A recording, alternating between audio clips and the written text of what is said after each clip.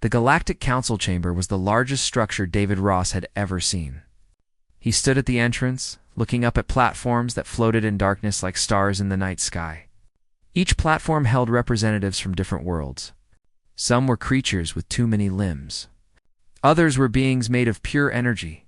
A few looked almost human, but their eyes gave them away. They were ancient.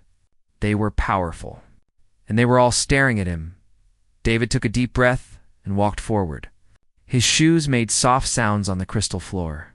The chamber was so massive that he could not see the ceiling. Holographic displays floated everywhere, showing star maps and legal documents in languages he could not read. 200 alien species sat in judgment above him. Every single one could destroy Earth with a single command. He reached the center of the floor. A beam of white light shot down from above, creating a circle around him. This was the Judgment Ring. Criminals stood here. Traitors stood here. Species that broke galactic laws stood here before they were punished. Today, humanity stood here. Chancellor Drexler rose from his throne.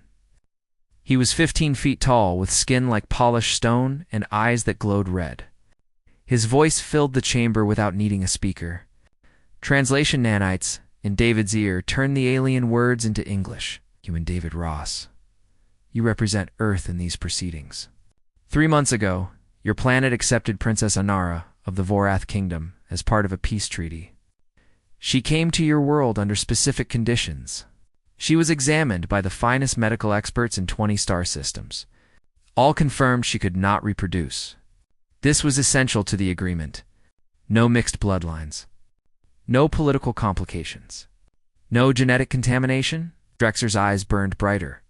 Yesterday, your government announced Princess Anara is pregnant with a human child. This violates the genetic purity laws that have kept peace in this galaxy for 8,000 years. You were warned that humans share no genetic compatibility with any registered species. You were warned that attempting cross-species reproduction would be treated as biological warfare. Give me one reason why this council should not order Earth's immediate quarantine. The word quarantine sounded gentle, but David knew what it meant. Earth's sun would be surrounded by barrier fields. No ships in, no ships out. Humanity would be trapped in their own solar system forever. Or worse, the council might decide that humans were too dangerous to leave alive. David looked up at the assembled aliens. He saw anger on faces that had no human features. He saw fear in eyes that did not blink. But he also saw something else: curiosity. They wanted to know how humanity had done the impossible. Honored Chancellor David said clearly, humanity did not violate any law. We did not force anything. We did not manipulate genetics. We simply discovered something that your medical experts missed. Princess Anara was never infertile. She was incompatible with her own species. Silence fell across the chamber. Then chaos erupted. Alien representatives shouted in languages that crashed together like waves. Some demanded David be removed. Others called for immediate military action against Earth. A few simply stared. Trying to understand what the human had just said, Chancellor Drexler raised one massive hand. The chamber fell silent instantly. Explain yourself, human, and be very careful with your words. They may be the last thing you ever say. David had practiced this moment 1,000 times. He knew he had one chance to save his species. 6 months ago, Earth and the Vorath Kingdom were at war. We did not want this war. King Vorath attacked our colony worlds without warning. He expected us to surrender immediately. We did not. Saw several alien representatives shift uncomfortably. The war between Earth and Vorath had surprised everyone. Humans were newcomers to galactic society. They had primitive technology and small ships. The Vorath controlled 50 star systems and had weapons that could crack planets. It should have been over in days. We fought back using strategies your military experts did not anticipate. We won battles we should have lost. King Vorath could not defeat us, but he also could not afford to appear weak, so he proposed a traditional solution. He would send his daughter to Earth as a gesture of peace. Princess Anara would live on our world as a symbol of unity between our species. David paused, letting his words sink in. What King Vorath did not tell us was that Princess Inara was considered defective by Vorath's standards. She had tried for 150 years to produce an heir. Every medical expert in the kingdom examined her. All reached the same conclusion. She was infertile. Her genetic code was broken. She could never have children. A massive alien that looked like a floating jellyfish spoke through its translator. If this is true, then Princess Inara was sent to Earth as a useless gesture. A broken royal to match a primitive species. What changed? Dr. Rachel Morgan changed everything, David said. She is Earth's top xenobiologist. When Princess Inara arrived, Rachel performed a standard medical examination. She found something that no Vorath doctor had ever discovered. Princess Inara's reproductive system was not broken. It was too advanced. He gestured, and a holographic display appeared above him. It showed complex genetic structures that twisted and folded in impossible ways. The Vorath are an old species. Your royal families have been breeding with each other for 10,000 years. Your genetic diversity has decreased over time. Princess Inara's body recognized this. Her immune system was rejecting all potential partners because they were too genetically similar to her. She was not infertile. She was trying to prevent genetic collapse. An alien with crystal skin spoke up.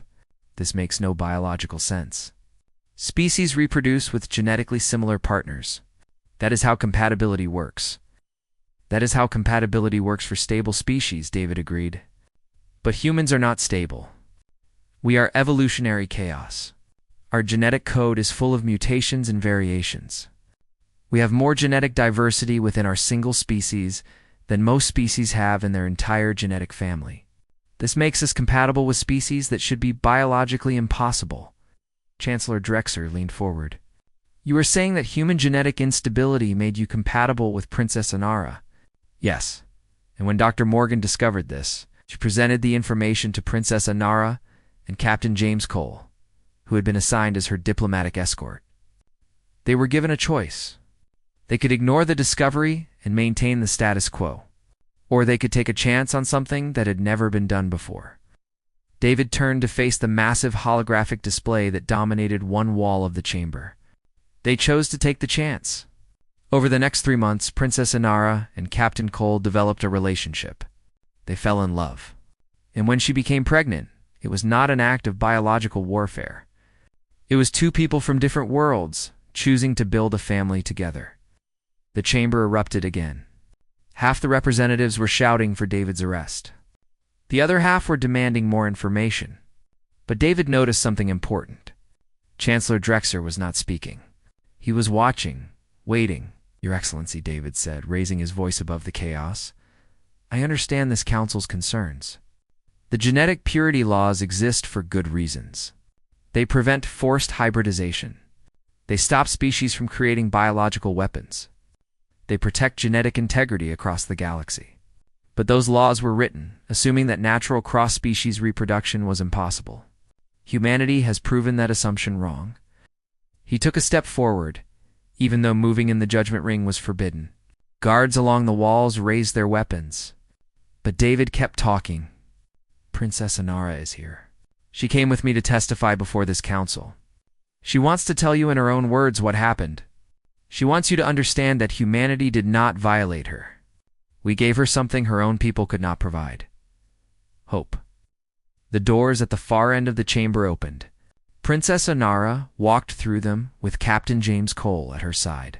She was tall and elegant, with skin that shifted between blue and silver. Her eyes were large and dark. Her hand rested on her stomach, where a hybrid child was growing. A child that should not exist according to every law of galactic biology. She walked across the chamber floor with her, head held high. When she reached the judgment ring, she stood beside David and faced the council. Honored representatives, she said, her voice calm and clear, I am Princess Inara, daughter of King Vorath. I stand before you to tell the truth about what happened on Earth, and to ask you a simple question. Is it a crime to choose love over loneliness? Is it a crime to want a family? Is it a crime to prove that the barriers between our species are not as solid as we believed? Chancellor Drexler stared at her for a long moment. Then he spoke words that changed everything. Princess Inara, you will testify under neural verification. The council will know if you speak truth or lies. Are you prepared? I am, Inara said without hesitation. Then let us hear your story, Drexler said. And may the stars have mercy on humanity if you are lying. Princess Inara stood in the judgment ring as neural scanners descended from the ceiling. The devices looked like metal insects with too many legs. They positioned themselves around her head, not quite touching, but close enough that she could feel their energy. These scanners could read brain activity. They could detect lies at the neurological level. There was no way to fool them. David Ross watched. Ed nervously from beside her. If Inara said anything that contradicted his testimony, humanity would be condemned. But she had insisted on coming. She said the council needed to hear her truth. The scanners activated with a soft hum. Lights pulsed in patterns that hurt to look at directly. Chancellor Drexler's voice filled the chamber. Princess Inara, the neural verification is active. Speak your testimony. Remember that any attempt to deceive will be detected immediately. Inara took a breath and began. I was born 173 years ago on Vorith Prime. My father is King Vorith, ruler of 50 star systems. I was raised to continue our bloodline, to marry well, and to produce heirs that would strengthen our kingdom. This is the duty of every royal child. The scanners pulsed green, indicating truth. When I reached maturity at age 25, I was matched with noble partners chosen by genetic experts. The first was Lord Kent from the northern provinces. We tried for 10 years to conceive. Nothing happened. The doctor said I needed more time. The second was Duke Heron from the eastern houses. We tried for 15 years. Still nothing. By then, the doctors were concerned. Her voice remained steady, but David could hear the pain beneath it. I was examined by every medical expert in the kingdom. They ran tests that took years to complete.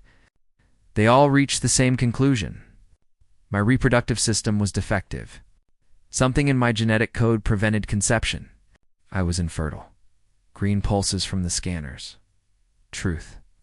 I tried 6 more partners over the next century, all carefully selected from different genetic lines within Voreth nobility.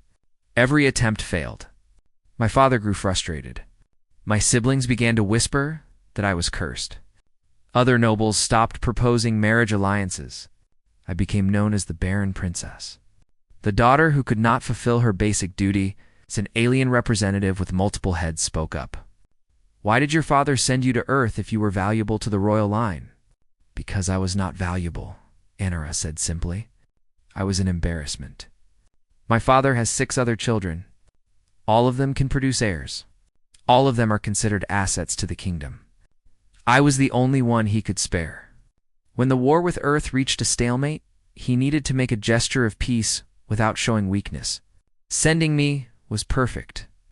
Earth got a royal princess. Vorath lost nothing of value. The scanners pulsed green again. Painful truth.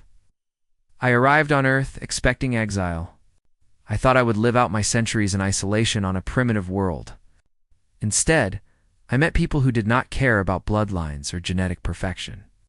Captain James Cole was assigned as my liaison. At first, I did not like him. He was informal. He questioned everything. He treated me like a regular person instead of royalty. For the first time, Inara smiled slightly. But slowly, I began to appreciate these qualities. James asked me questions no one in my kingdom would dare ask. Why did I accept that I was defective? Why did I let doctors define my worth? Why did I not question their conclusions? These were dangerous thoughts in Voreth culture. But on Earth, questioning everything was normal. Captain Cole stood silently beside her, his face unreadable. But David noticed his hands were clenched tight. Dr. Rachel Morgan performed my first human medical examination 3 weeks after I arrived. She was different from Voreth doctors. She did not approach me with assumptions already formed. She looked at my data with fresh eyes, and she saw something that no one else had seen in 150 years. Inara gestured, and holographic displays appeared above the judgment ring. They showed complex genetic structures. Dr. Morgan discovered that my reproductive system was not rejecting potential partners randomly. It was rejecting them specifically because they were too genetically similar to me. My body has an extremely sophisticated immune response. It can detect genetic compatibility at the molecular level. And it was telling me that every Vorith noble I tried to conceive with was too closely related. A crystalline alien scientist floated down from its platform. This contradicts fundamental biology. Species must breed with genetically similar partners. That is true for most species, Inara agreed. But my genetic line has evolved beyond normal Vorith parameters. My body was trying to prevent inbreeding depression. It was protecting my future children from genetic problems that come from limited diversity. The doctors called this a defect. Dr. Morgan called it advanced evolutionary protection. Green pulses. Truth.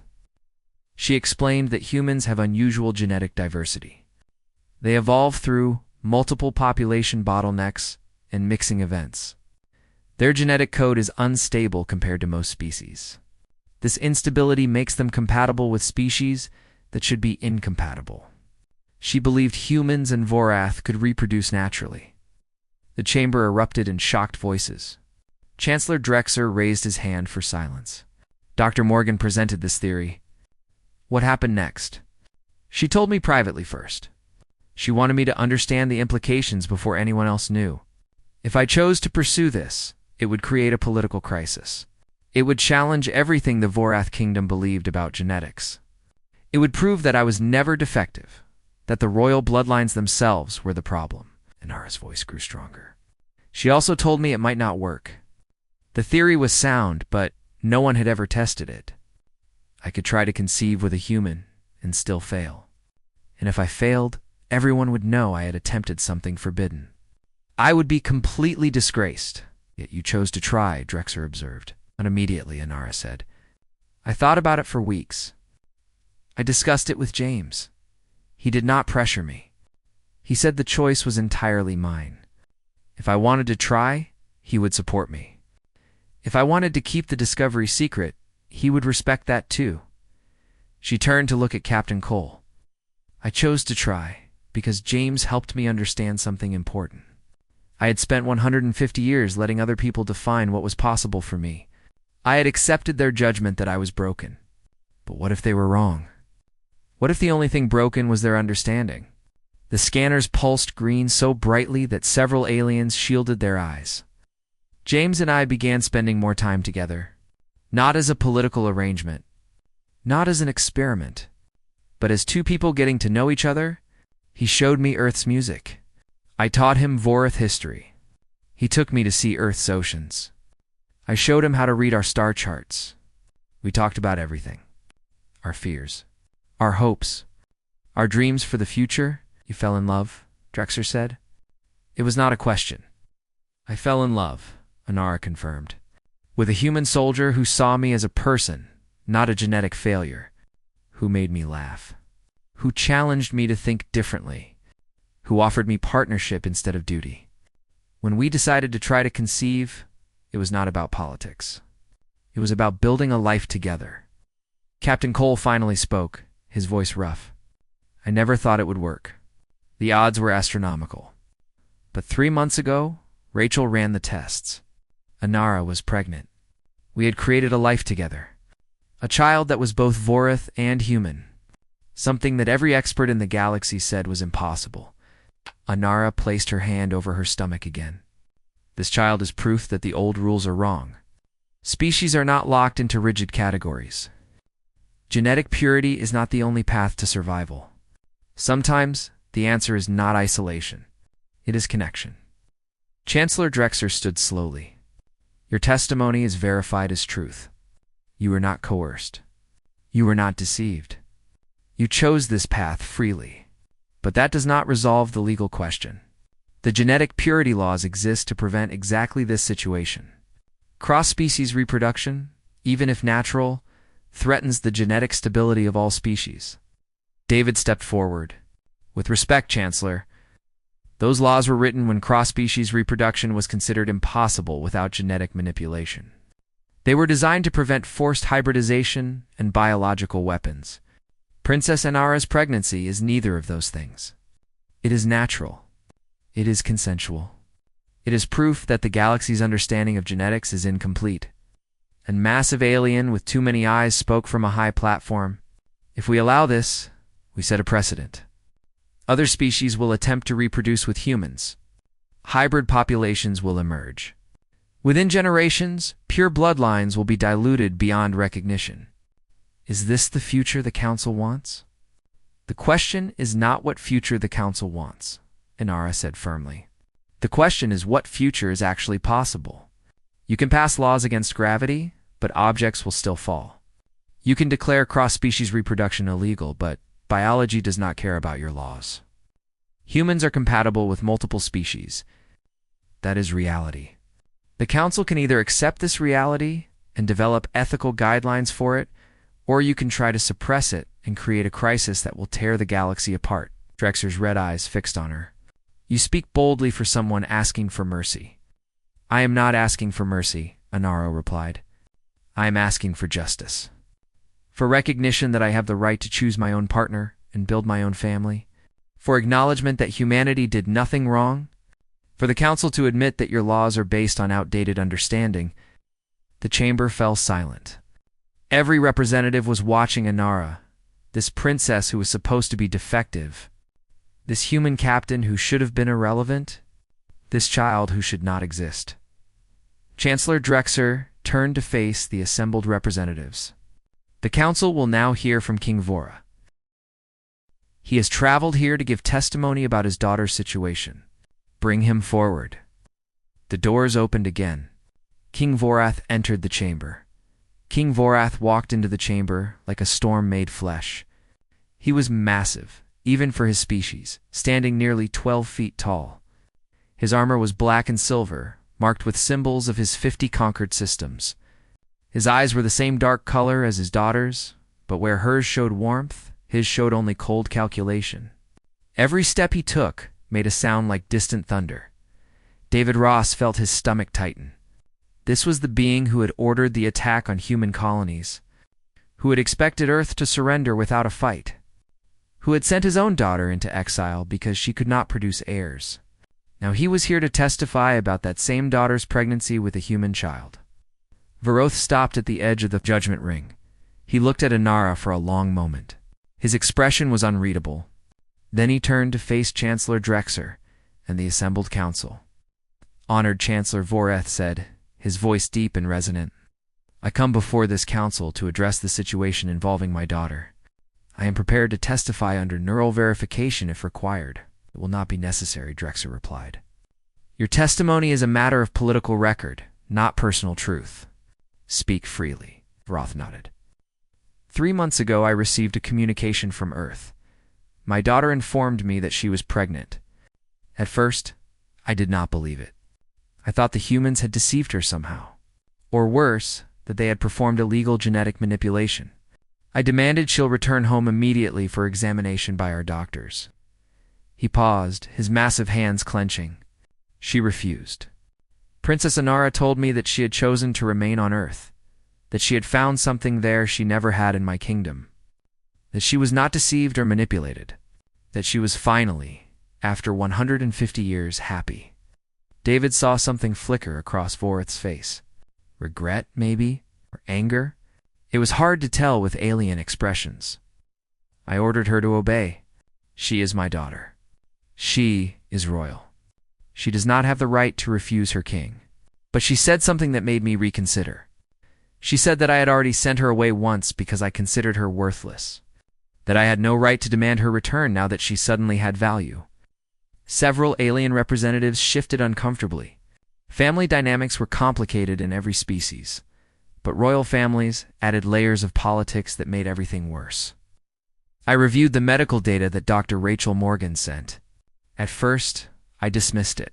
Human science is primitive compared to Vorath medical knowledge. How could a human doctor discover something that our finest experts missed? But my chief scientist convinced me to look more carefully. and I saw that Dr. Morgan was correct. Vorath turned to look at his daughter. Princess Inara was never infertile. She was incompatible with Vorath, genetic lines due to excessive inbreeding in our noble class. For 10,000 years, we have bred within a small group of families. We believed this maintained our genetic superiority. Instead, it created genetic stagnation. My daughter's body was rejecting our noble lines because they were too genetically damaged to produce healthy offspring. The chamber erupted. Vorath nobles were considered the genetic elite of their species. The suggestion that they were actually genetically inferior was shocking. But Vorath raised one hand, and his own people fell silent. I consulted with scientists from neutral worlds. They confirmed the analysis. The Vorath royal bloodlines are in genetic decline. We had been breeding defects into our population for millennia while calling it purity. My daughter was not the problem. We were. Chancellor Drexer leaned forward. King Vorath, are you saying that you support your daughter's pregnancy with a human? I am saying that I understand it now, Vorath replied carefully. Princess Inara's body found a solution that our science could not provide. Humans have genetic diversity that our bloodlines lack. The hybrid child will have advantages that neither species possesses alone. Enhanced immune system, stronger cellular structure, a hybrid vigor that overcomes the weaknesses of both parent species. He turned back to Inara. When I first learned of this pregnancy, I was angry. I felt betrayed. I thought my daughter had shamed our family and violated our traditions. But I was wrong. She did not shame us. She exposed our shame. She proved that our understanding of genetics was flawed. She showed courage that I, as her father, should have recognized long ago. Inara stared at her father, clearly shocked. This was not what she had expected. However, Vorath continued, his voice hardening. My personal feelings do not resolve the political crisis. Princess Inara is my heir now. I have 6 other children, but they all carry the same genetic limitations that have plagued our nobility. This hybrid child, if it survives, could be stronger than any pure Vorath. It could unite 2 species that were at war months ago. Or it could create a succession crisis that tears my kingdom apart. An alien representative with crystalline skin spoke. King Vorath, are you declaring this hybrid child as your successor? I am considering it, Vorath said. But I need this council's guidance. If cross-species reproduction is declared illegal, then the child has no legal status. It becomes a biological aberration with no rights under galactic law. But if the council accepts that natural cross-species compatibility is possible, then new laws must be written. Laws that protect hybrid children. Laws that establish their legal status. Laws that prevent them from being treated as experiments or weapons. David felt a surge of hope. Vorath was not condemning the pregnancy. He was asking the council to adapt to new biological reality. That was more than David had dared to hope for. But then another voice spoke. King Vorath, you speak of adaptation and new laws. But what about the other species who oppose this? What about those of us who believe genetic purity must be maintained? The speaker was Ambassador Krill, a representative from the Preservation Coalition. His species looked like floating crystals that refracted light in sharp patterns. They were known across the galaxy as the strongest defenders of genetic isolation. They believed that each species should maintain its bloodline without any mixing. Krill floated down to the speaking floor. The Preservation Coalition represents 47 species who have maintained genetic purity for over 20,000 years. We have avoided the problems King Vorath describes by carefully managing our reproduction. We select partners based on genetic compatibility charts. We prevent inbreeding through scientific analysis. We maintain our diversity without requiring outside genetic material. He turned to face Inara. Princess Inara, I do not question your personal choices, but your child represents a threat to everything we have built. If humans are allowed to reproduce freely with compatible species, it will create pressure on our own populations to do the same. Young people will want to explore these new possibilities. They will question our traditions. Within generations, the careful genetic management that has protected us for millennia will collapse. You are afraid, Inara said quietly. I am cautious, Krill corrected. there is a difference. Ambassador Ross claims that human genetic diversity is beneficial. But diversity can also mean instability. Humans have only been in space for 100 years. Who knows what long-term problems their genetics might cause? We are being asked to accept massive changes to galactic biological law based on one pregnancy that has not even resulted in a live birth yet. David started to object. But Dr. Rachel Morgan's holographic form appeared beside him. She had been watching from Earth, and now she was joining the testimony remotely. Ambassador Krill raises valid concerns, Rachel said. We do not know all the long-term effects of human-alien hybridization. We have only 3 months of data on Princess Inara's pregnancy, but we do know some things with certainty. She projected new medical scans above the judgment ring. The hybrid fetus is developing normally. It shows no signs of genetic instability or abnormal growth. In fact, it shows signs of enhanced development. Neural pathways are forming faster than normal for either species. Cellular structure is more robust. Immune markers suggest resistance to diseases that affect both humans and Vorith. These are preliminary results, Krill objected. They prove nothing about long-term viability. You are correct, Rachel agreed. Which is why I propose that this council establish a research protocol instead of making a blanket legal decision. Allow Princess Inara's pregnancy to continue under careful scientific observation. Monitor the child's development. Gather real data instead of making decisions based on fear or tradition. Chancellor Drexler considered this. Dr. Morgan, you are asking the council to treat this child as a research subject. I am asking the council to treat this situation as a scientific opportunity, Rachel replied. We have a chance to learn something that could benefit all species, but only if we approach it rationally instead of emotionally. Vorith spoke again. I support Dr. Morgan's proposal. My daughter and her child should not be condemned based on outdated laws. They should be studied, protected, and given the chance to prove that cross-species cooperation is possible. And if the child is dangerous? Krill demanded. If it carries genetic instabilities that could spread. If it becomes a vector for biological contamination? Then we deal with that based on evidence, not speculation, David interjected. D. The Preservation Coalition wants to maintain genetic purity. I understand that. But you cannot freeze biology in place forever. Evolution happens whether you approve or not. Humans did not ask to be genetically compatible with other species. We just are. You can either work with us to understand this phenomenon, or you can try to suppress it and guarantee a conflict. Oh. The chamber fell silent as the implications sank in. The silence stretched for a long moment. Then Chancellor Drexler spoke again. This council will now hear testimony from species who have experience with genetic diversity programs. We need perspective from those who have faced similar challenges. A new figure descended from one of the high platforms. It was Ambassador Thera from the Keltheran Union. Her species looked insectoid, with multiple limbs and compound eyes that sparkled with intelligence. The Keltheran controlled 17 star systems and were known for their scientific advancement. Honored Chancellor Thera began, her translator giving her voice a musical quality. The Keltheran Union faced a genetic crisis 3,000 years ago. Our population had dropped to fewer than 1 million individuals. We were facing extinction through genetic collapse.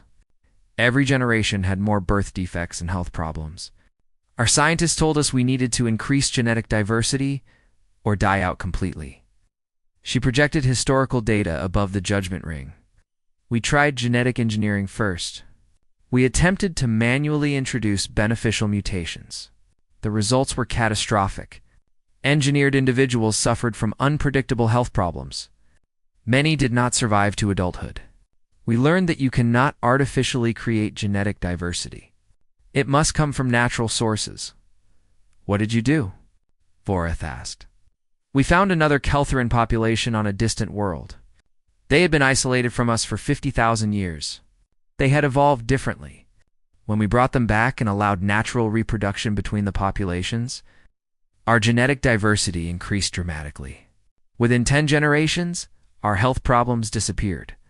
Today, The Keltheran Union thrives because we were willing to accept genetic mixing from a separated population. Thera turned to face Inara. Princess Inara's situation is different but similar. She needed genetic diversity that her own species could not provide. She found it through humans. This is not contamination. This is survival. Ambassador Krill's crystalline form flickered with agitation. The Keltheran example proves my point. You mixed with other Keltheran, not with a completely different species. That is acceptable. But crossing species boundaries is something else entirely. Captain James Cole spoke up suddenly. Everyone turned to look at him. He had been silent until now, standing beside Inara, like a protective guard. But now he stepped forward. I mean no disrespect, Ambassador Krill, James continued, but I do not understand the distinction you are making. If genetic diversity is good when it comes from separated populations of the same species, why is it bad when it comes from compatible different species? The biology is the same. Compatible genetic material mixing to create healthy offspring, because species identity matters, Krill replied. We are not just genetic code. We are culture, history, tradition. When species mix, all of that is diluted, is it? Inara asked. I carry Vorith culture in my mind and human genetics in my child. Both are part of who I am now. I have not lost my identity. I have expanded it. My child will know both human and Vorath traditions. Both languages, both ways of thinking. How is that dilution? That sounds like enrichment to me. David saw several alien representatives nodding.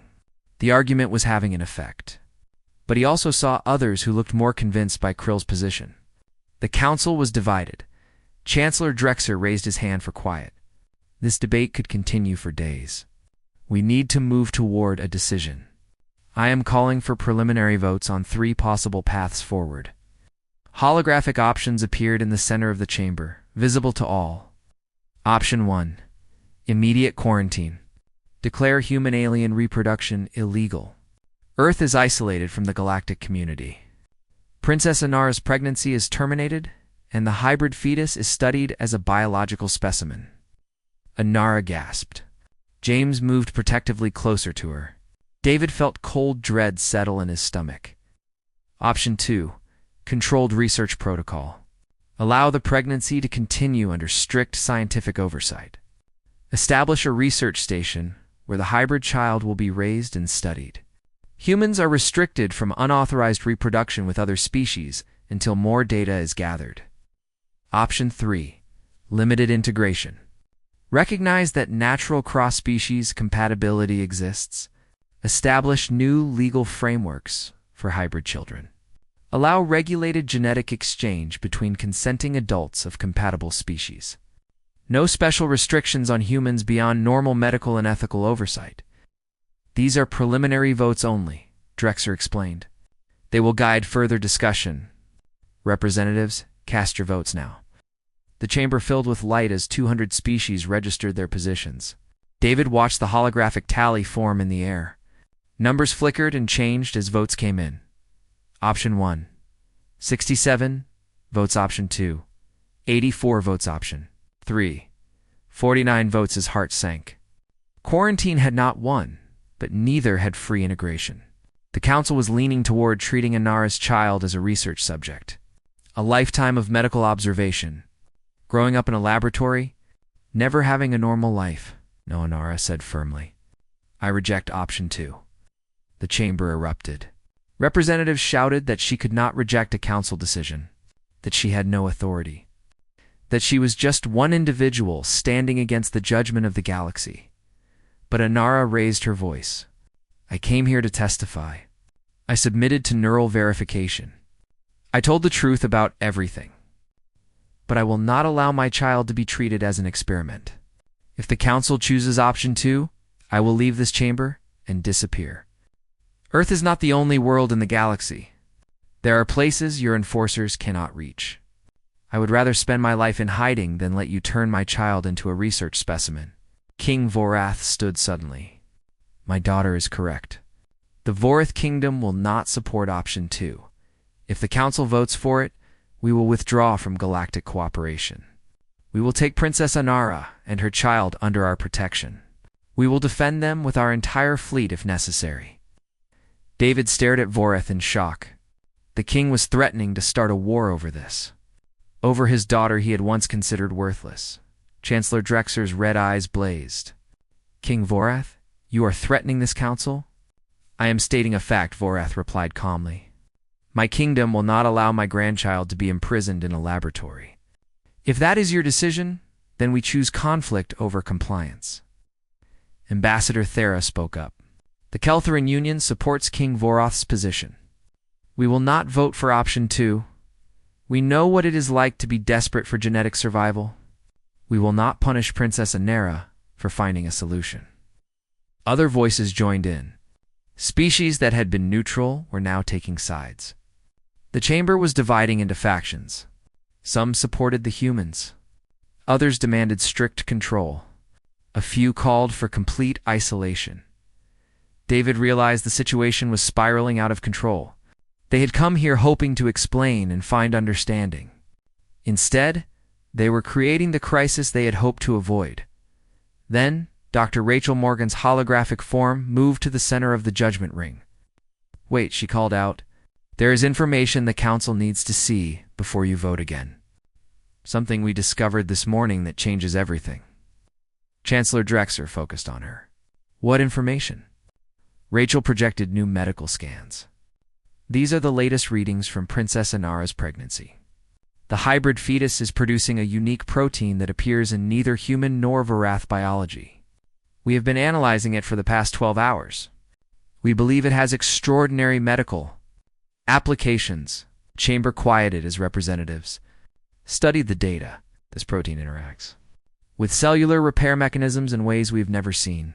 Before Rachel explained, preliminary tests suggest it could be used to treat genetic diseases in multiple species. It might even have applications in life extension, in regenerative medicine. The hybrid child is not just a mixing of two species. It is creating something entirely new, something beneficial. Ambassador Krill's voice was sharp. You are bribing us. Offering medical benefits in exchange for accepting genetic contamination. I'm offering evidence. Rachel countered. You want to know if human-alien hybrids are dangerous or beneficial? Here is your answer. This child could potentially help cure diseases across dozens of species. That is not contamination. That is innovation. Chancellor Drexer studied the data carefully. Then he looked at King Voreth. If this protein has the medical applications Dr. Morgan suggests, would you share it with other species? Yes, Voreth said immediately. If my grandchild's existence can benefit the galaxy, I would consider that appropriate compensation for the Council's acceptance. You are commodifying the child, Krill protested. I am offering mutual benefit, Voreth replied. The galaxy accepts natural genetic diversity. In return, the galaxy gains access to medical advances that could help billions. Is that not better than conflict? The chamber fell into intense discussion. Representatives consulted with each other, ran calculations, considered implications. Finally, Chancellor Drexer called for order. The council will vote again. But first, we will hear the child. Everyone fell silent. What do you mean? David asked. Princess Anara is 4 months pregnant, Drexer said. The fetus has brain activity. It can hear. I want to address it directly. I want to speak to the first hybrid child and ask a simple question. He turned to Anara. Princess, with your permission. Nara hesitated, then nodded. Drexer's voice softened slightly. Unborn child. You cannot answer, but you can hear. Know this. The galaxy is deciding your fate today. We are choosing whether you will be welcomed or rejected, whether you will be studied or accepted, whether you will be the first of many or the last of your kind. I hope we choose wisely. The chamber was absolutely silent as Drexer's words echoed. The moment stretched. Every being in the chamber seemed to be holding their breath, waiting to see what would happen next. Princess Anara stood with both hands over her stomach, tears running down her silver cheeks. Captain James Cole put his arm around her shoulders, supporting her. Then something unexpected occurred. The medical scanners monitoring Inara suddenly lit up with activity. Dr. Rachel Morgan gasped. The fetus is responding. Elevated neural activity. Increased heart rate. It is reacting to Chancellor Drexer's voice. That is impossible, Ambassador Krill said. 4-month fetuses do not have conscious responses. This one does, Rachel replied, her voice filled with wonder. She projected the real-time brain scans for everyone to see. The hybrid child's neural patterns were spiking in complex sequences. I have never seen development this advanced. This child is aware, not fully conscious, but aware. Chancellor Drexer stared at the scans for a long moment. Then he spoke again, this time addressing the entire council. Representatives, I am going to do something unusual. I am going to share my personal opinion before the final vote. You may agree or disagree, but hear me out. He descended from his throne and walked to the edge of the judgment ring. Standing there, he looked smaller somehow. Less like an all-powerful chancellor, and more like a person struggling with a difficult decision.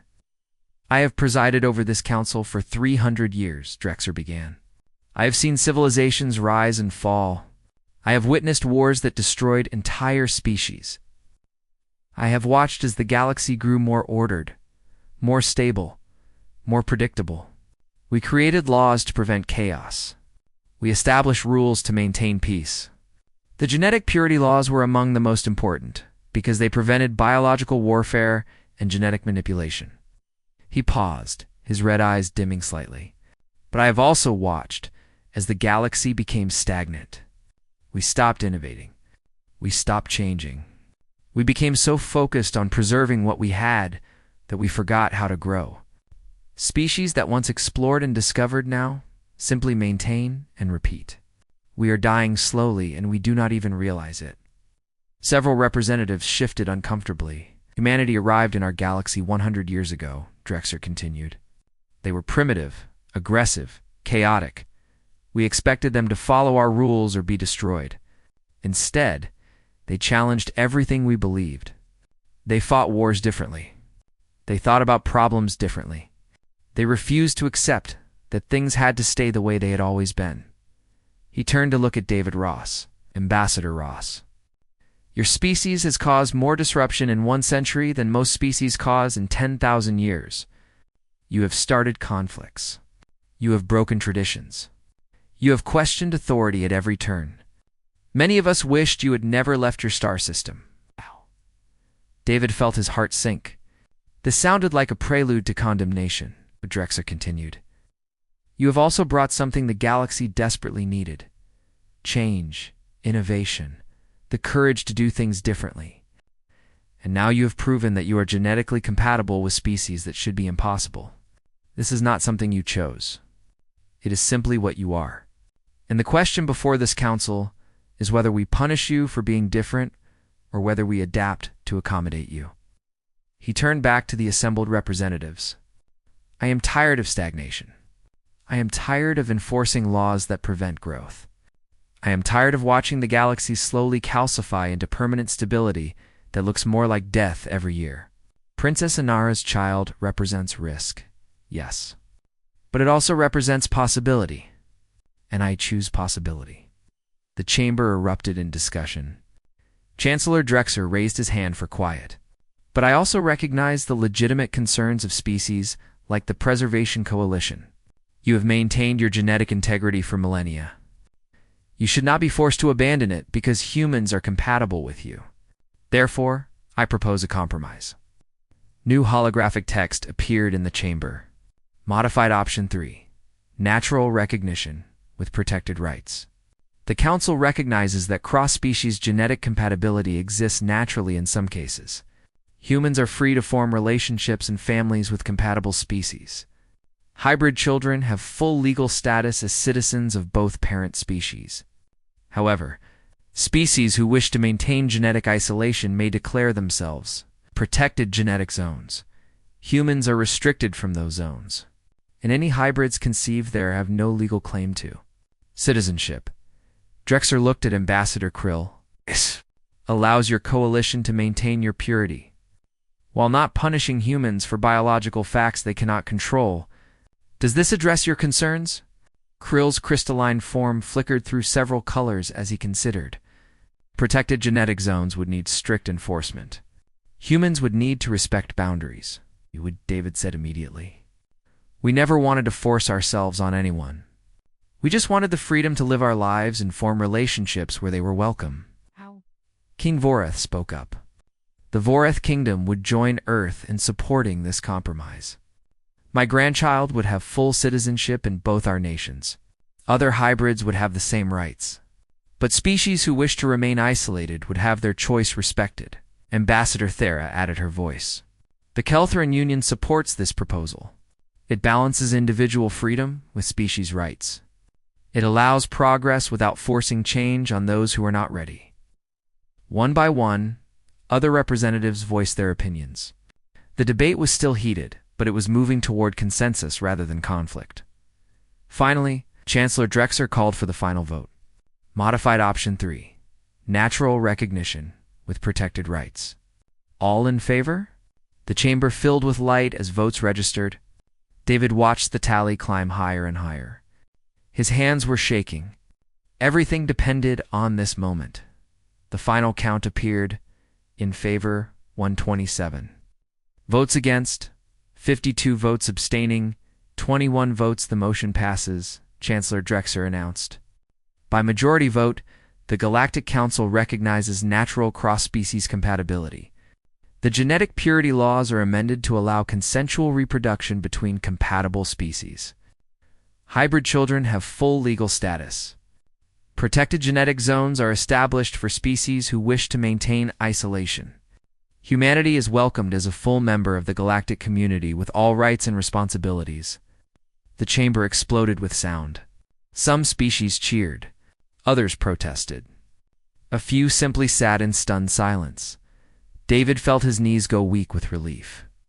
They had done it. Humanity was not going to be quarantined. Anara's child would be recognized as a citizen. The future was open instead of closed. Princess Inara collapsed into Captain Cole's arms, crying. King Vorath approached them, and for the first time in Inara's memory, embraced his daughter with genuine warmth. You did well, daughter, he said quietly. You changed the galaxy today. Ambassador Krill approached David. Do not think this means I support what happened here?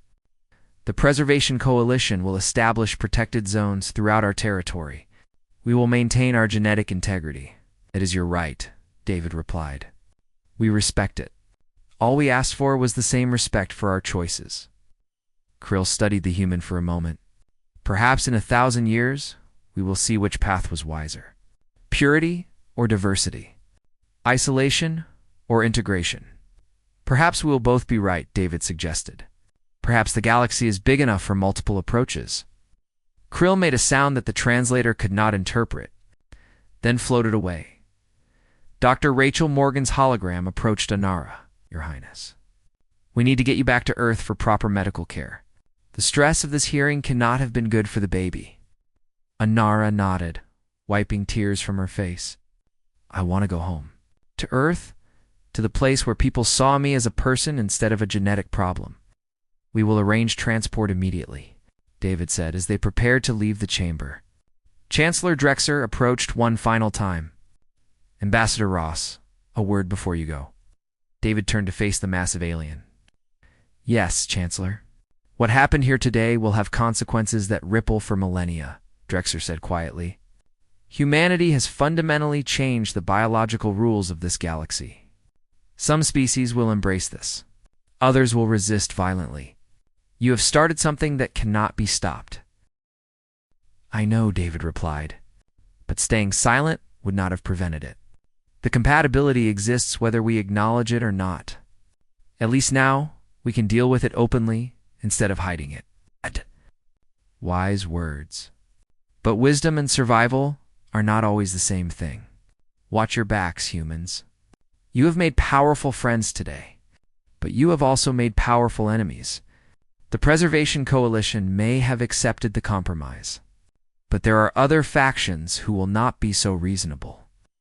We survived this long by being harder to kill than people expected, David said with a slight smile. We will manage.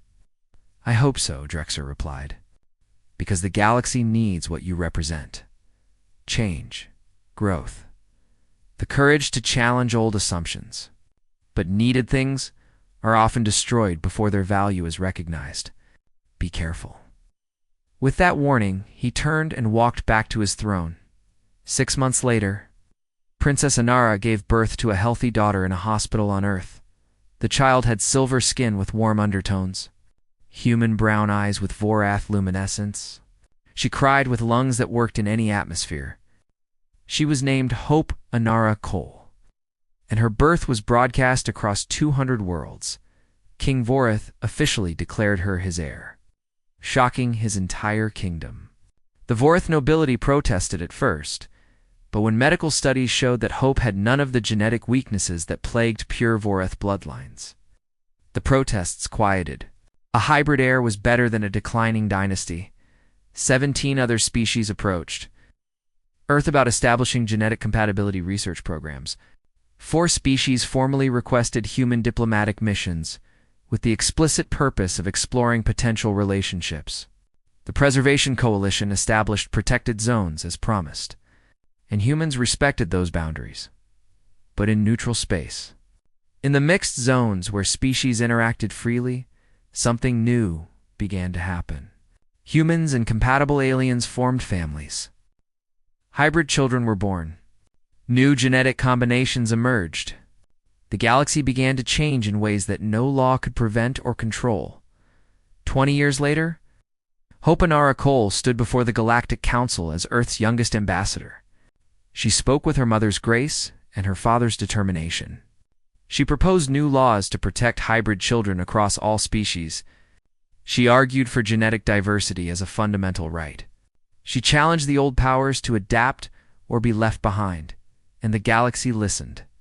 Because she was living proof that the old rules were wrong, that species could mix and create something better, that the future belonged to those brave enough to change. Chancellor Drexer, now ancient even by his species standards, watched Hope speak and remembered the day her mother had stood in the same spot, fighting for the right to exist. He had made the right choice that day. The galaxy was louder now, more chaotic, more complicated, but it was also more alive. The age of genetic stagnation had ended. The age of natural diversity had begun, and it had started with an alien princess who was never supposed to conceive, a human captain who refused to accept impossibility, and a child who proved that the galaxy's greatest strength was not purity. It was the courage to evolve. Retriclod can make mistakes. Please double-check responses.